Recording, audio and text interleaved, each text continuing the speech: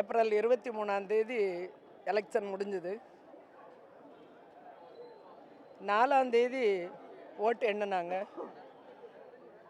அந்த ஓட்டு எண்ணினதில் நிறைய தொகுதியில் தோல்வியாக சந்திச்சோம். நாங்கள் அதை கூட எங்களால் சீரணிக்க முடியும்.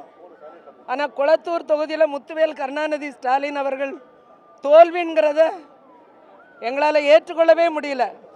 இந்த தோல்வி எப்படி நடந்ததுங்கிறது எங்களுக்கு தெரியல.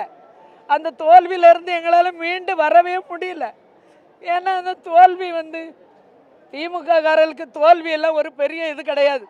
10 வருஷம் 15 வருஷம் ஆட்சியில் இல்லாமல் இருந்தோம். அன்னைக்கு நாங்கள் சோர்ந்து போகல. திமுக காரர்களுக்கெல்லாம் தோல்வி தோளில் தூக்கி போடுற துண்டை போட்டுட்டே போயிட்டே இருப்போம்.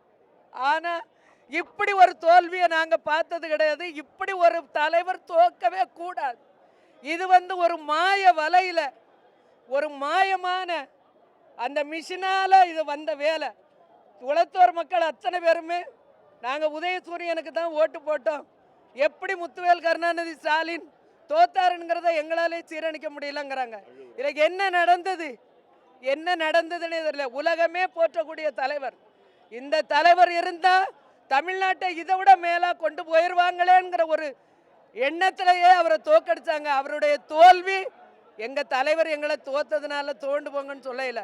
தலைவர் நீங்கள் நல்லா இருங்க, நாம திருப்பியும் வருவோங்கிறார். ஆனால் எங்களால் அந்த தோல்வியை தாங்க முடியலையா. இப்படி ஒரு தலைவரை நாங்கள் பார்த்ததும் கிடையாது. இப்படி ஒரு தோல்வியை நாங்கள் சந்தித்ததும் கிடையாது. முத்துவேல் கருணாநிதி ஸ்டாலின் தோக்கக்கூடாது. பெண்களுக்கு எத்தனையோ திட்டங்களை பண்ணினார், எவ்வளவோ திட்டங்களை பண்ணினார். இப்படி ஒரு தலைவர் கிடைக்காது. இப்படி ஒரு தலைவரை தோக்கடிச்சது ரொம்ப வருத்தமாக இருக்கு.